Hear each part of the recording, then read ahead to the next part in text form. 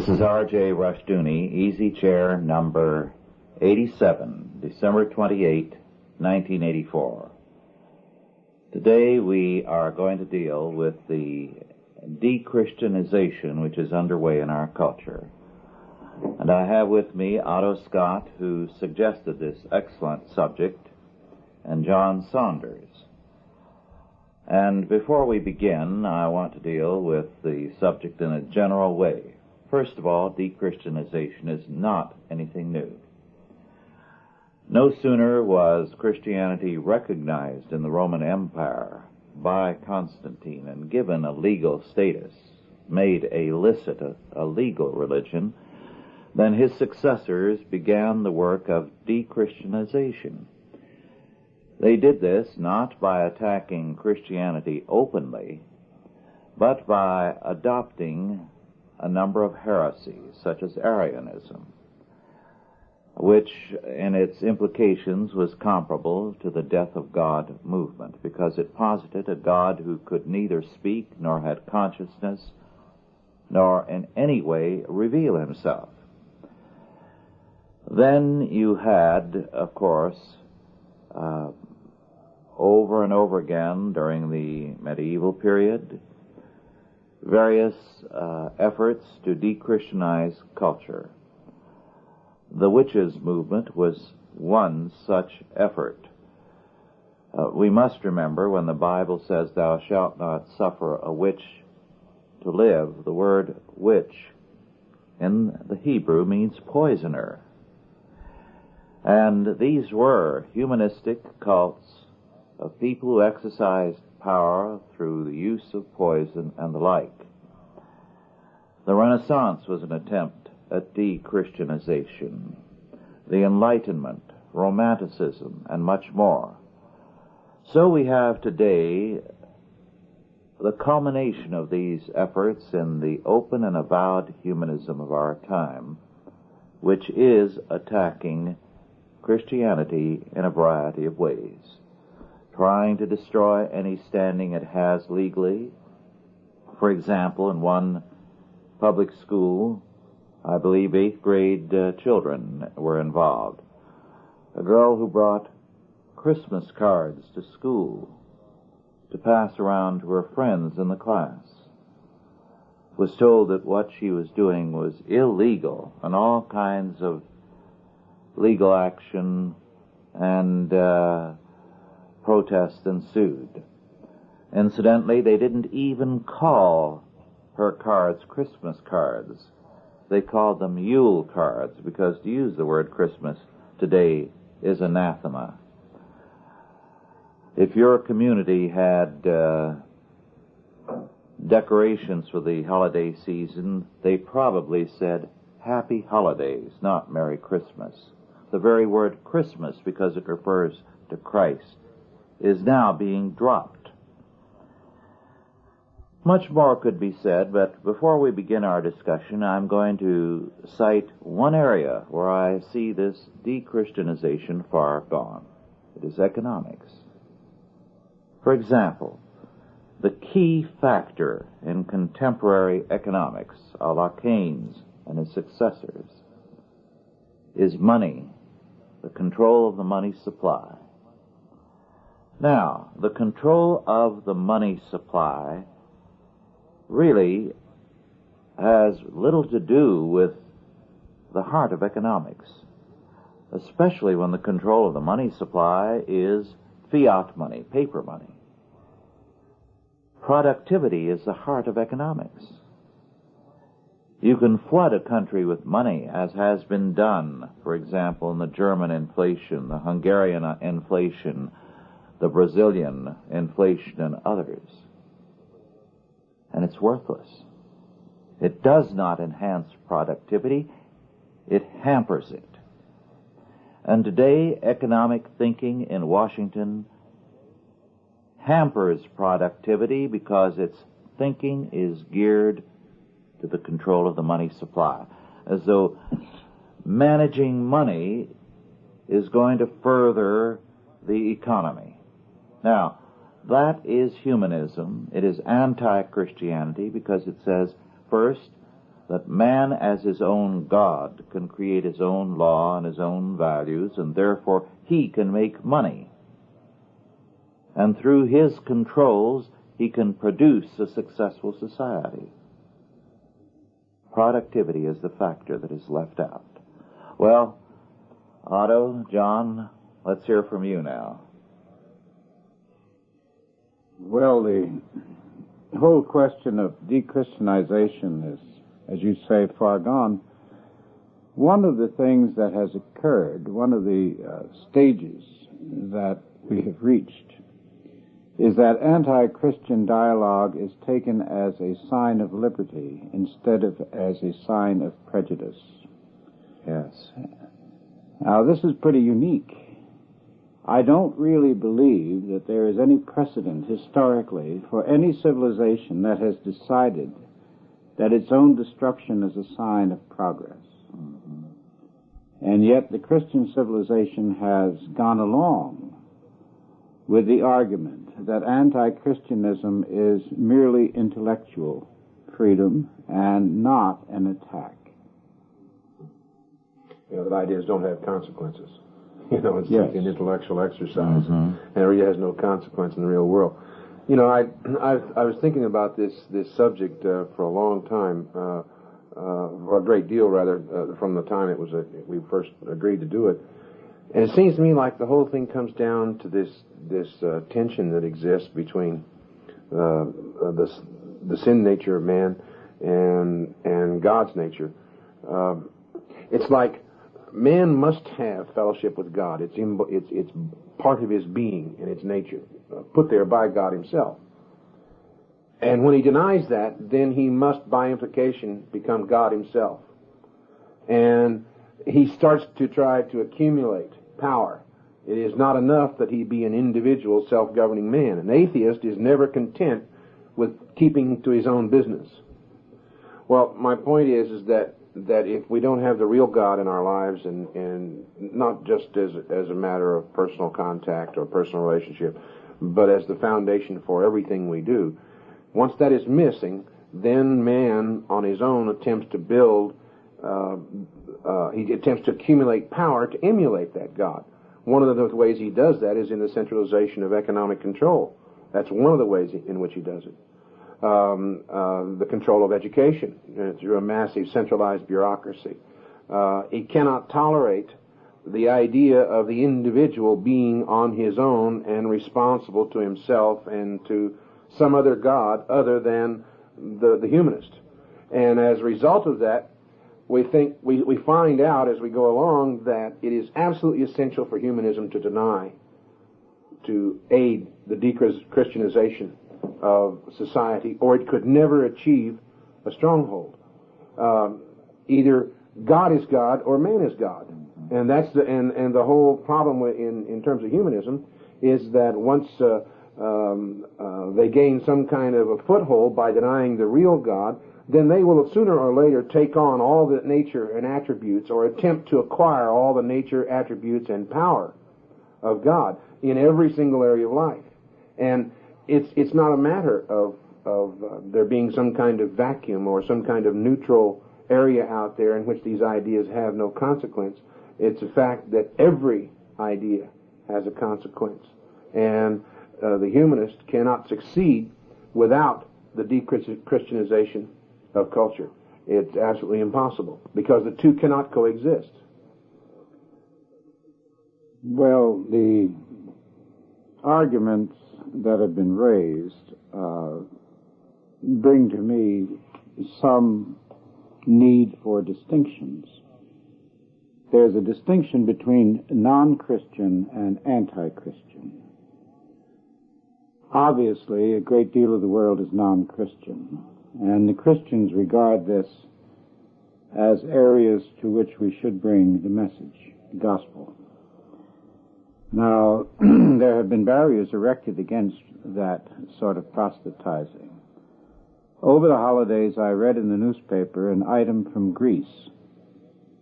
3 Christian ministers in Greece from the West have been arrested and given prison sentences because they befriended a young Greek and in the course of helping him out, discussed their faith. This is in Greece? That's in Greece. Greece is presumably a European country, a member of NATO. At the moment, it's in the control of a fanatical socialist. And that brings up the fact that socialism is anti-Christian. Socialism is anti-religion, but in particular, it's anti-Christian. Now, one of the ways in which this subject has been confused for a lot of people has been the tendency to say anti-religious where they mean anti-Christian. Yes. Mm-hmm. Because they do not attack other religions. Mm-hmm. Other religions are treated respectfully. Only the Christian religion and its clergy and its believers are treated to expressions of open contempt. Yes. That's very common because I know when I'm functioning in the film and television industry or in a lot of other places, the term that commonly comes up when religious subjects come up, specifically Christianity, is, well, I'm not a religious person. What they really mean by that is that I'm not Christian. They are, in fact, religion. Their religion is humanism, but they won't admit to that.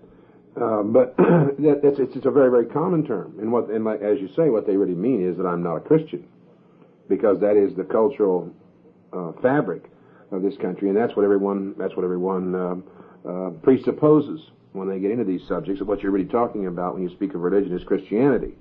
They don't see, for example, that Buddhism is a religion when we all know it is. Even though it claims to be a philosophy, it's nevertheless a religious worldview. They don't see it in those terms. The only religion, per se, is Christianity. All the rest of them are open, viable intellectual options, and it's just a matter of opinion as to which one is valid. The only thing they agree on is that Christianity is invalid. I think these forces of de-Christianization are paying us a left-handed compliment. Oh, yes. Because ideas do have consequences, but they don't believe that any idea has consequences as far-reaching as those which are Christian. They're afraid of the slightest reference to Christianity, even in the term Christmas, any reference to Jesus Christ. So, in effect, they are saying, other ideas are not as deadly dangerous, but Christianity somehow is going to destroy us. Mm-hmm. Yeah, I think they all sense, in the same sense that Paul says that they're without excuse for they can see the things of God and the things that are made. I think that non-Christians or the anti-Christian people, though they might not be able to specifically, I'm talking about the average person now and not the intellectuals, they might not be able to specifically tell you why they oppose Christianity for a particular set of reasons. But they sense innately that there's something challenging to them and to their own little secure world in Christianity, even though they might not know what it is. Well, that probably is due to a defect in the way Christianity has been presented to the secular world. From the beginning, the Christian religion has been associated with individual liberty and freedom. Yeah, dangerous idea. With the rights of the individual and not with the rights of the group or the city or the state or the government. Now, by default, the enemies of Christianity, the anti-Christians, and I keep coming back to the difference between the anti-Christian and the non-Christian. There are lots of non-Christians who are quite respectful of other people. And we have no argument there. There is no argument. The argument is with those who go out of their way to attack Christians and Christianity, and do it in a manner which would not be acceptable if any other religion or group were involved. That's true. Yes, you both dealt with this issue of statism and freedom. I'd like to tell of an incident that occurred to a very prominent Christian lawyer in dealing with a case of freedom of the exercise of religion, of Christianity, before the U.S. Supreme Court. And one of the Supreme Court justices of the United States leaned forward and asked the question very earnestly and with no hint of cynicism as to why the church could not be controlled. After all, we control business, and what makes the church so different? Now, basic to that is the presupposition that because there is no God, therefore every human institution must be on the same level, under the true God, the state. The state, yes. Mm-hmm. And therefore, control is a necessity, and freedom is simply a license that the state gives or withholds at its pleasure. Mm-hmm. I think that's the idea of the individual, the importance of the individual in Christianity. A while ago I said it was a dangerous idea, and I think that's the inherent, that's really the ultimate enemy as far as humanism is concerned. You see, in the school system, it's now in the public school system, it's now a situation in which you have teachers feeding students' minds full of a great deal of data, but they don't teach the students how to organize that data in any kind of, and relate it to any kind of ultimate truth, you see. So what they do is they render the students dependent minds. And the reason why, as many of the early educators in the progressive movement pointed out, is that an independent, self-sufficient thinker is a threat. A threat to who? Well, a threat to the Marxist socialist state. And that's the whole problem. And when you talk about the de-Christianization of culture, not only does it touch on economics, but it touches on education, on medicine, on social questions, etc. And we see this continued centralization of power and control in the hands of bigger and bigger government. Well, the question of government keeps coming up. I'm not sure that it's widely understood that governments do consist of individuals. They consist of people. And in most instances, a small inner circle rises to a position of power and influence in all governments. Now, this is true across the board. It's true in democracies, and it's also true in anti-democracies. We have roughly 5% of the people of the Soviet Union who dominate and who own and control and run the Soviet Union. They call themselves the Communist Party.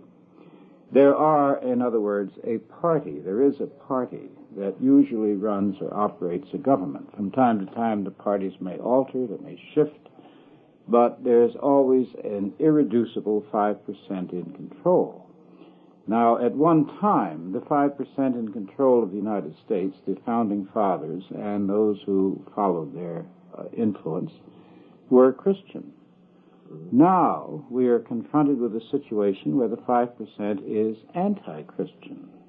This is the crux of our situation, and it's a very serious situation. Christianity has been rolled back from a global religion, accepted and admired, followed, emulated, believed. It has been rendered outlaw in over half the world. So we're not talking here about abstractions. We're in a position similar to the Christians in the first centuries. Very similar. Mm-hmm. Parallels, you could detail an awful lot of parallels between the Roman Empire and its dealing with the Christians and what's happening now. Mm-hmm. An awful lot of parallels. In the next few weeks, I hope, the typesetting for my next book, Christianity and the State, will be underway. It has begun, Chuck? Mm-hmm. It's done. It's done. Wonderful. He's just working on the index. Oh, very good. Well, Now, I have a chapter in there on a verse in the New Testament about praying for rulers. Mm-hmm. Christians have false appreciation of that verse. They see it in rather sanctimonious, terms without understanding what a revolutionary statement that was. In Rome, to pray for the king placed you in the position of superiority to Caesar, because you were the intercessor with the powers of the universe then, whereas Caesar was the intercessor as a god to be, and eventually a god, as Roman history developed, for all the people. So these Christians were obvious subversives, because it was they who were the intercessors for Caesar, not Caesar for them. Well, that's the situation we have now. The state feels that nobody has power greater than the state, and any appeal or prayer must be to the state. Intercession must be to the state.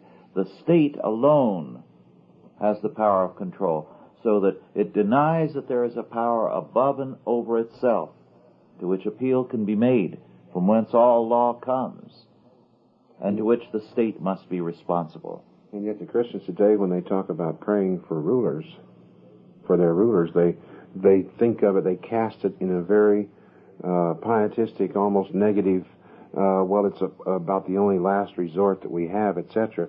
When in reality, the Christian ought to see himself as the prophet, priest, and king before God on behalf of the ruler.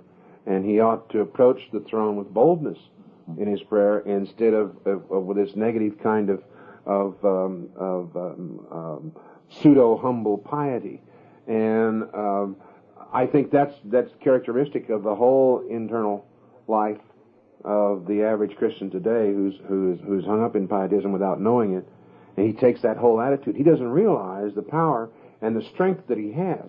And I'm afraid that if he didn't realize it, if he doesn't realize it, then things are only going to get worse. But if he does begin to realize it, even only in a 5%, as Otto was talking about, even if only a 5 percentile, recognize their true power and position before God, then humanism doesn't stand a chance. And I think that's one of the things that we ought to talk about in terms of the de-Christianization of culture, is that can only occur so long as the Christian does nothing, or as Burke said, evil abounds when good men do nothing. And I think that when Christians begin to come back, and it doesn't take masses, we've never had masses to start a reformation or the reconstruction or anything of that nature. It's always been a handful of people. Well, yes. Perhaps part of our problem has not been the de-Christianization so much as the distortion of Christianization. The new arguments which claim to be Christian, which arose, the various heresies that Rush mentioned. And we have the business of praying for the ruler. I recall that this was a subject of some disagreement between John Knox and John Calvin, where Calvin took the more Catholic view that you could outlast bad rulers, whereas Knox took the Old Testament view that it was heretical, it was irreligious for a believer to live under an unbeliever, and even more under an anti-believer. And in that way, Knox changed the government of Scotland. And all of its history. Now, we need more Knox. And the fact that Knox has received such a terrible press is an evidence of his importance. One or two scholars have said that John Knox was the real founding father of the United States, and nobody has ever developed that thesis. I think, Otto, in a minute perhaps you should, since you've had a long background in journalism, deal with that very important issue of the use of the press to de-Christianize this country, because that has been a very, very important factor, at least in the United States, if not elsewhere. Elsewhere also. In the 19th century, the two things happened. First, the rise of industrialization. People left the land and went to the cities, and they left their settled villages and their congregations and their churches and their ministers, and they found themselves in this peculiar modern position of being isolated in the middle of a large crowd in the city. And concurrently, the penny press came into being. The high-speed press came on stream. So the newspapers began to arrive. In the period from about 1855 to 1890, the newspaper became the great link, the great connecting link for the people in the cities. And it replaced gossip over the back fence, and it replaced family and everything else. And it just to that extent, I think McLuhan was right. The global village came into being, the mental village, in which people share a certain cultural world, as they do today on television via the soap operas and the newscasts and so forth and so on. And these organs of communication were largely in the hands of socialists. The journalist is almost the prototype of the Aravist, of the individual who has nothing except what he considers his talents. The word freelance is really well chosen. A Ralph Nader type. They're mercenaries. They're intellectual mercenaries for sale, and willing to engage in any kind of combat. All settled institutions repel them because these institutions have hierarchies in which they are not qualified to join. Therefore, all settled institutions have to go, and you had an outpouring through the press of a vision of society in which higher motives and transcendental significance was totally ignored. Now, for 1900 years, when Christians talked about a man, they talked about the significance of his life. Mm-hmm. And when the press moved in, they talked about the events of his life. And there's a lot of difference if you describe an event without the significance. Yes. Mm-hmm. Great deal. Out of context. Then it can be interpreted by anybody any way they want to. Well, then it ceases to have significance. Mm-hmm. Mm-hmm. Then you can ascribe to all men the basest of motives. Mm-hmm. So that you hear, I've heard practically all my life, but I've mentioned, for instance, that such and such a person did such and such a thing. And the other fellow has said, well, wouldn't you do that too if you were in that position? Mm-hmm. What an assumption. Mm-hmm. The whole basis of Christianity is negated by the modern media, which feeds the revolution, which helps the revolution, which opens the gates to the revolution, and which the revolution is the first to stop, because the revolutionary regime cannot endure if that particular pattern were to be continued under the revolution. Mm-hmm. Mm-hmm. That's an interesting point. There's a new book by a Russian refugee who was highly placed in the regime there, Nomenklatura, dealing with the bureaucracy. Have you read that? I haven't read it, no. Oh, it is a remarkable book. First, he says, by the way, that the bureaucracy is the key to the Soviet Union. And he said this was Stalin's rise to power. Before he took over, he was known as Mr. Filing Cabinet. Mm-hmm. Which is very interesting. And that this was the aspect of Stalin's power that the West has never realized. It continued to the end. But the point he makes is that Lenin very early broke with Marxism, except as a tool. Mm-hmm. And he despised all the Marxists who preceded him because they were true believers. Mm-hmm. And to him, there was one goal, power. Yes. And you were pragmatic in getting towards that, and you had to be a total professional, totally ruthless. So there was one goal only, power.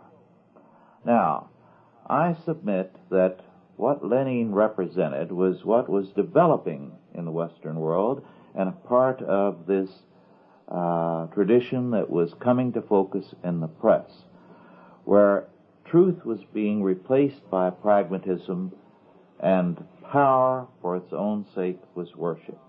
So whether you take the democratic or the socialist or the Marxist versions, what Lenin represented in its purest form, this worship of naked power, the seizure and the control of it, it governs every country today. So naturally you've got to de-Christianize the world, because the emphasis is not on power, but on truth. You shall know the truth, and the truth shall make you free. Mm-hmm. Whereas for Lenin, you shall gain power, and then ration the freedom. It's too precious for the people to have it. Well, it's a privilege. The totalitarian winds are blowing around the world, and the United States, being a part of the world, is affected by these currents. The growth of regulations. We have now so many regulations that nobody in the United States can remember their number. They come out by the tens of thousands every year from the governmental agencies which have the unconstitutional right to legislate, to administrate, and to adjudicate their own regulations. Mm-hmm. Two things. In reference to what Rush just said, the accumulation of power, the other aspect about Christianity that's a major threat is that with this idea of man being responsible to God first and everyone else second, that is the foundation for the decentralization of power. That is the hidden presupposition. With respect to the press that you were talking about a while ago, I think the real danger in the press, the real danger is what's happening, not just what's happening to the press, but the fact that the press has promoted its own power, as the Lecter and Rothman report has shown, that it promotes its own power on false presuppositions. One of the things that very few people in the modern day and age have ever paid any attention to is if you do a historical analysis of the First Amendment, you see the right to assemble, the right to a free press, etc. All right, those are all tied together in the same First Amendment, along with Congress shall make no law respecting the establishment of religion.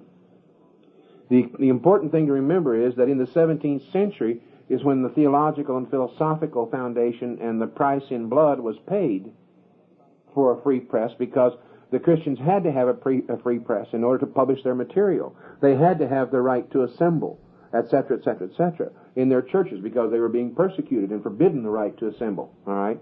My point is that only on Christian presuppositions is the First Amendment possible. Now, if the press continues to attack Christianity and to seek to further the de-Christianization of American culture, then what it will eventually do is it will eventually cut the entire intellectual, religious, philosophical, and theological foundation out from under its own rights of free press. Well, the press freedom ends when the revolution succeeds. Yes. Now, the creation of minority rights. Minorities, of course, have always had rights in the United States indistinguishable from the majority. The United States was founded on the principle that democracy consists of majority rule. When you have a press that is against majority rule and promotes minority rule instead, you have an anti-democratic movement. Now, in the Southwest, for instance, this particular pattern is beginning to develop. Between legal and illegal immigration, we have a growing influx of Hispanics into the Southwest. Most experts believe, if this continues, that by the year 2080, 100 years or so from now, these Hispanics will constitute the majority of the people in this particular area. Then you will be faced with what's known as irredentism, a movement to either create a separate new state, Hispanic state, or return to Mexico. And the dissolution of the United States, in other words, is foreseeable. This fits in with a pattern developed in the Kremlin of propaganda in recent years, arguing for the breakup of the United States into 3 or 4 different countries. on the argument that it's too large, too diverse, and so forth to remain as it is one continental power. So we see here between the building up of the Hispanic minority by the press and its complaints, not what it's receiving, not what it's contributing, not the values of these immigrants, but the complaints, which creates an atmosphere of division. Ironically, at the same time, though, the most rapid Americanization that has ever taken place in any group of immigrants is taking place among the Hispanics. They have their professional leaders who are determined to promote everything of the old culture. But the average Hispanic immigrant to the United States, legal or illegal, has had it with the old country. And he is eager to become a part of the American culture. I think that's true of the overwhelming majority. What we're talking about here, though, is the activities of the 5%. Yes. Mm-hmm. I think that the leaders of the Hispanic community that you're talking about, the ones that lean to the left and everything else, who are more self-styled leaders, I think they're really, in spite of all their rhetoric about moving forward and new ideas and everything else, they are in fact exploiting the very thing that the Central and South American has wanted to get away from, this idea of power being distributed from the top down instead of from the bottom up. And I think that's the reason why it's reaction against that autocratic top-down power structure. I think that's taking so many of the Hispanics out of the so-called Hispanic movement. I think that's the reason why Cesar Chavez is losing so much of his power. I know one of the things that I found out in the election when I talked to Hispanic leaders is that there was two types of Hispanic leaders who differed as much as night and day. There was the one type who represented the old elite in once removed, the old elite in Central and South America who ruled from the top down, and there was the other type who no longer believed that and in actuality fought against it, and those in the second class were usually businessmen and individuals of that type who were self-made on the basis of doing it for themselves in America, and so they didn't need the top-down elite telling them what to do. Well, what we're seeing, though, regarding the Hispanic world vis-a-vis the traditional American culture, is now in Central America. We were at that conference not too long ago that the Alive and Free people put on regarding Marxism at our doorstep in Central America. Marxism obviously only affects a minority in Hispanic America, which has always been, by the way, a very religious, very Christian community, and still is.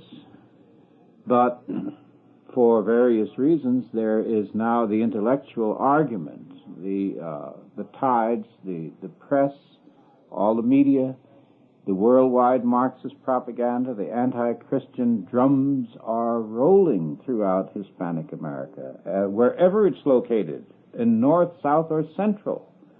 And we have, as Christians, put up a relatively limited response to this challenge at home, in front of us.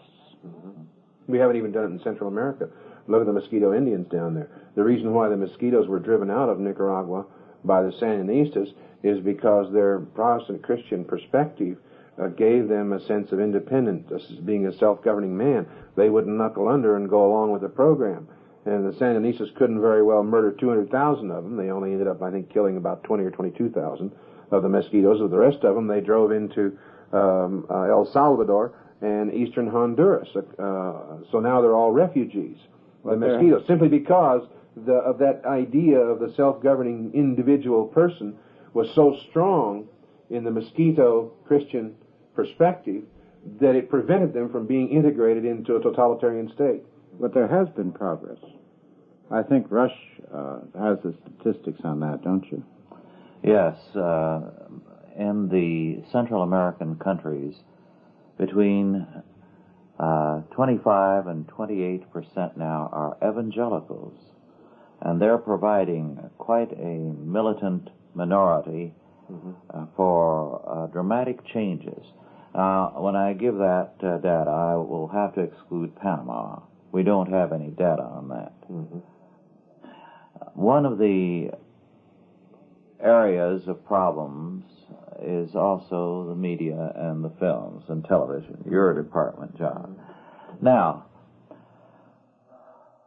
Solomon tells us that God declares, "He that sinneth against me wrongeth his own soul. All they that hate me love death." Shafarevich, in Solzhenitsyn's book Under the Rubble, analyzes the philosophy of Marxism and says it is a will to death, mass suicide.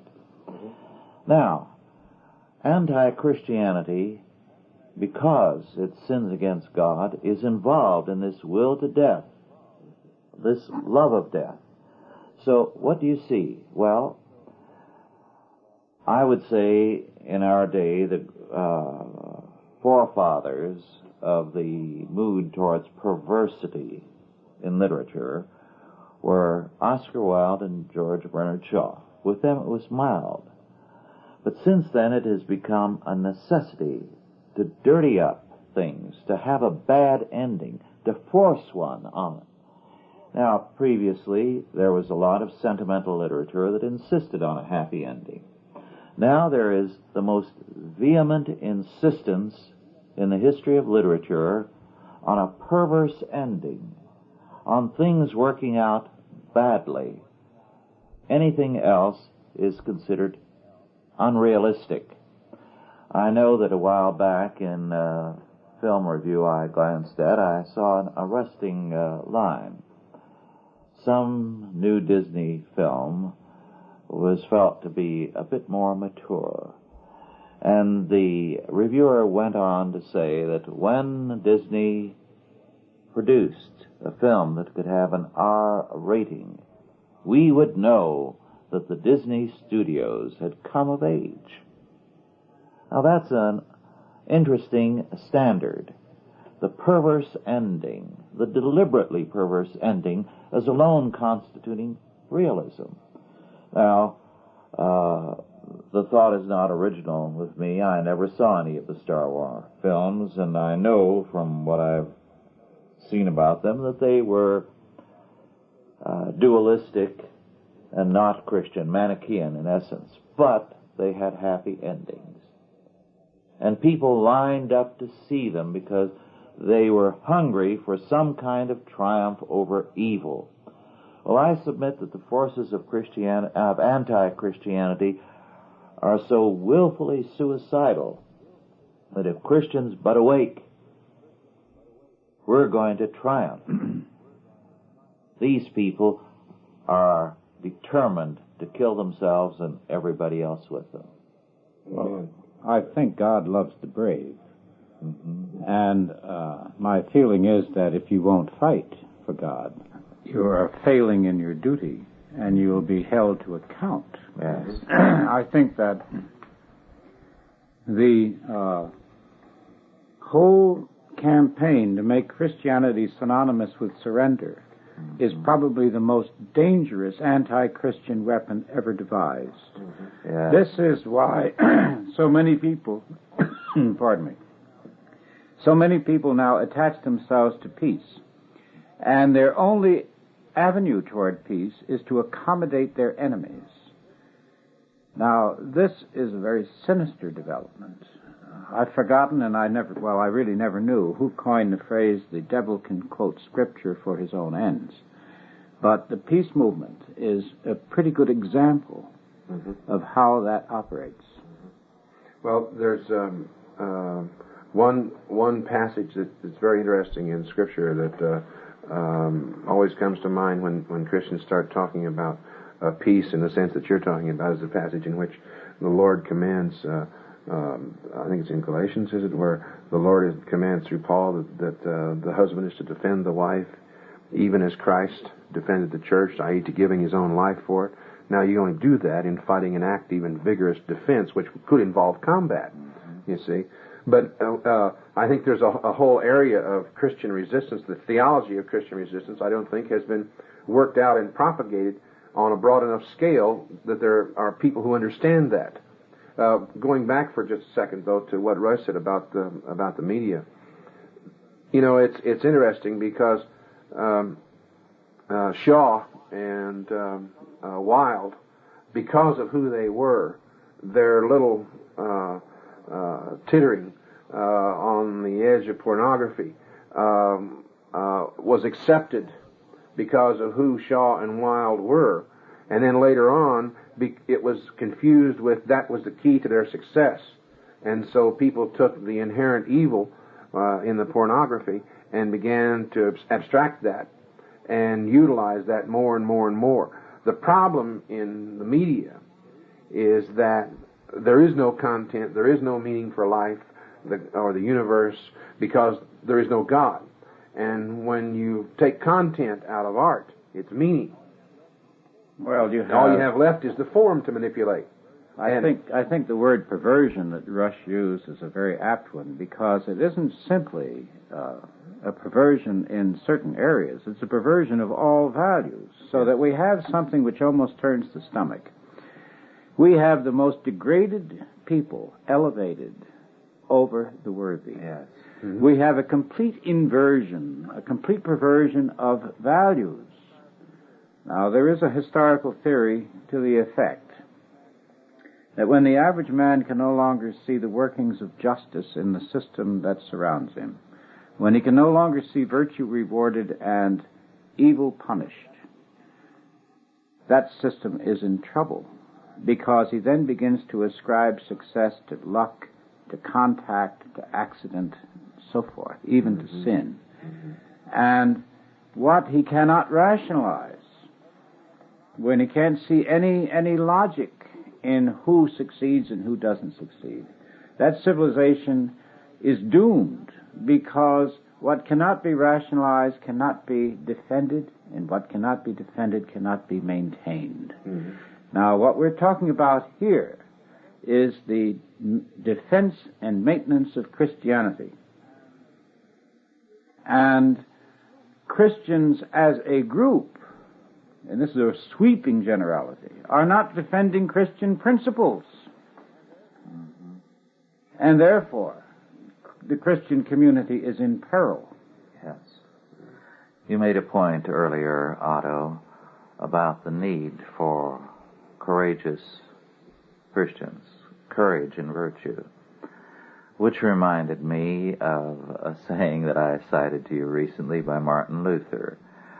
Martin Luther was a man who sometimes charged in too quickly, and he's very easy to praise and very easy to condemn because he was so open and blunt about things. But at one time he did make a statement which expressed his disgust for people who were practicing virtue in a sniveling, cowardly way, if it could be called virtue, and practicing their vices in the same way, with a facade of respectability and with a pretense that this was really the right thing to do. And he said very bluntly, "Sin bravely. God loves a lusty sinner." So, we need to tell Christians, be virtuous bravely. God loves a vigorous and a strong Christian, not a sniveler. And sin bravely. God loves a lusty sinner. Be what you are. Yeah, that's there's no more. I couldn't agree with you more.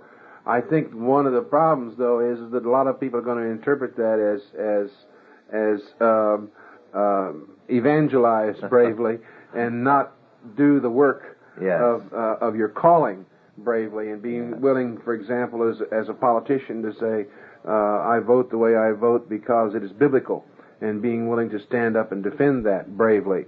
That's too many times people talk about being great soldiers and warriors from the Lord, when what they really mean when they talk in those terms is that they managed to reach 126 more people this week with the gospel, and they got 4 more conversions this week than they did last week, when in reality evangelism is, as we all know, is only one part of the whole Christian worldview. And what we're talking about, though, in the sense that you just so that we clarify this, is in the sense that in everything that you do, whether it's economics, business, government, science, what have you. Be bold in terms of applying God's laws and principles to what you do. Well, if the Christians were to do that, they would start behaving more the way citizens of the country behave on political issues. Now, Mrs. Schlafly discussed what to do about a hostile press. And she said, well, it's very simple. She said, I just get a bunch of girls together and we march into the television station. Yeah. And we say to the manager, we've heard those complaints and heard those arguments and criticisms, and we want the right to reply. And she said, we get it. Mm-hmm. Now, there isn't anything to keep a church group from getting up and marching into the newspaper, into the city room and talking to the editor. Their doors are open. Mm-hmm. Or into the television station or the radio station and get off their ass and start doing something. Yes, agreed. That's how Mrs. Schlafly became so successful. Exactly. Yeah. But nobody is fighting that way for Christianity. Do something, even if it's wrong, do something. At least you can learn by your mistakes. And I've had so many people come up to me and say, but John, how do I get involved in doing those kinds of things?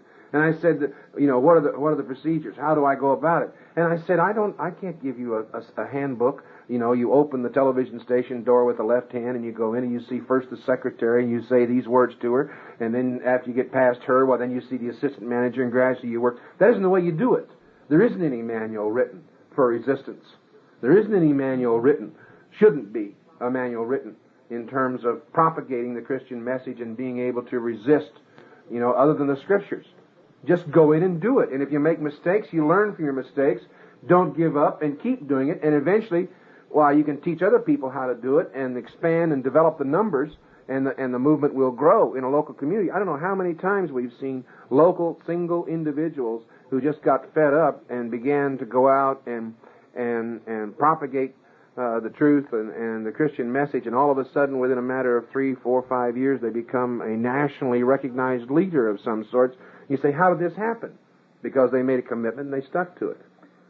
I have on my desk perhaps the most prominent evangelical magazine in this country, open to a page that really got me angry, and I'm going to deal with it one of these days.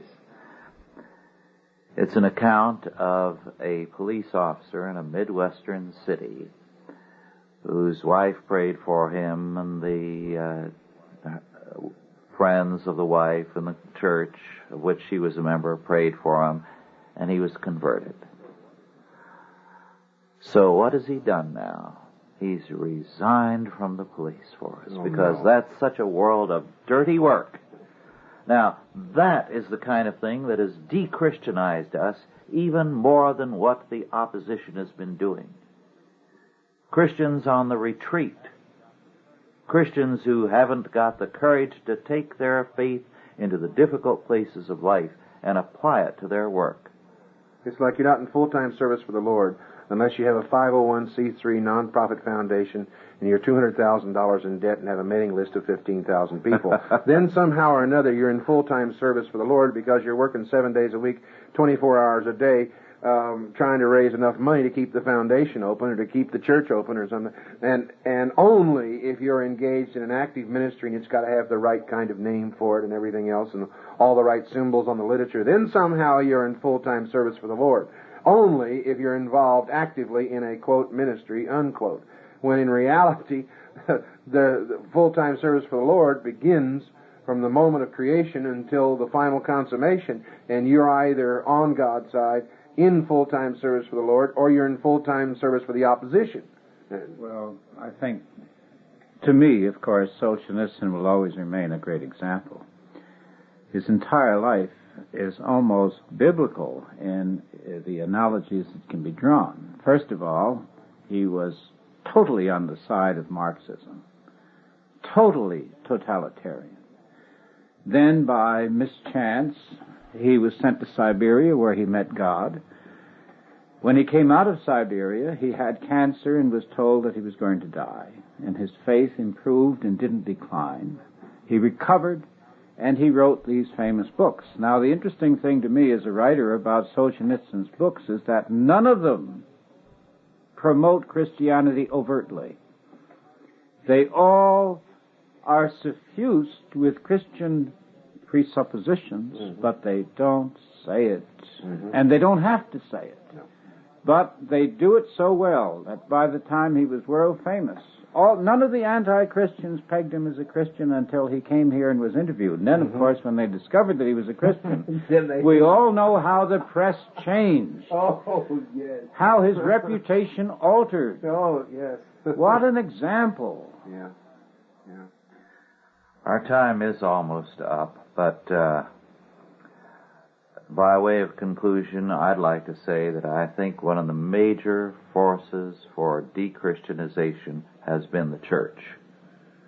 With its cowardice on the side of those who profess to believe the Bible from cover to cover, and with modernism in the other churches. Now I see that changing.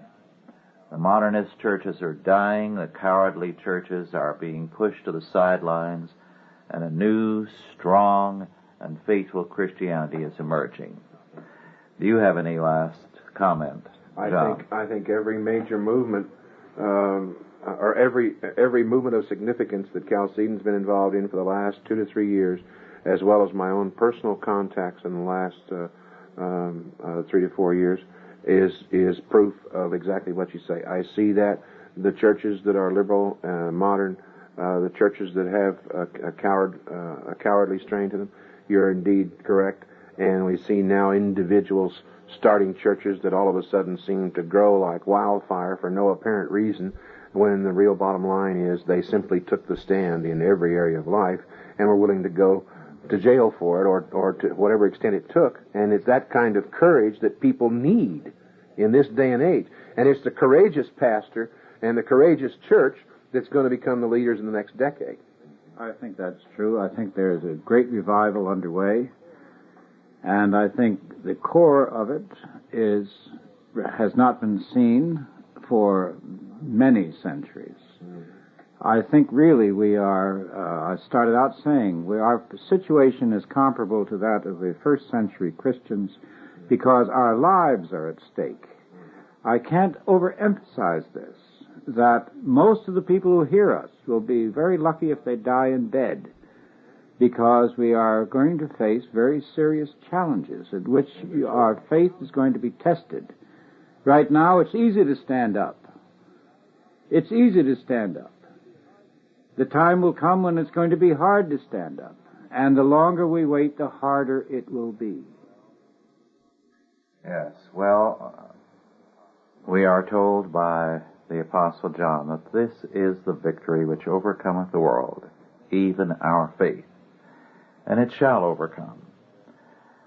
And I believe that we're going to see some of the roughest times in all of history within the next 10 years, perhaps. But we're going to emerge out of that as the victors. So we have a glorious faith, a great God, and the assurance of victory. It's a question now of the church, the sleeping giant, waking up. It is beginning to awaken, and I expect great things to happen as a result. Well, thank you all for listening. We'll be with you again in a couple of weeks. Authorized by the Chalcedon Foundation. Archived by the Mount Olive Tape Library. Digitized by ChristRules.com.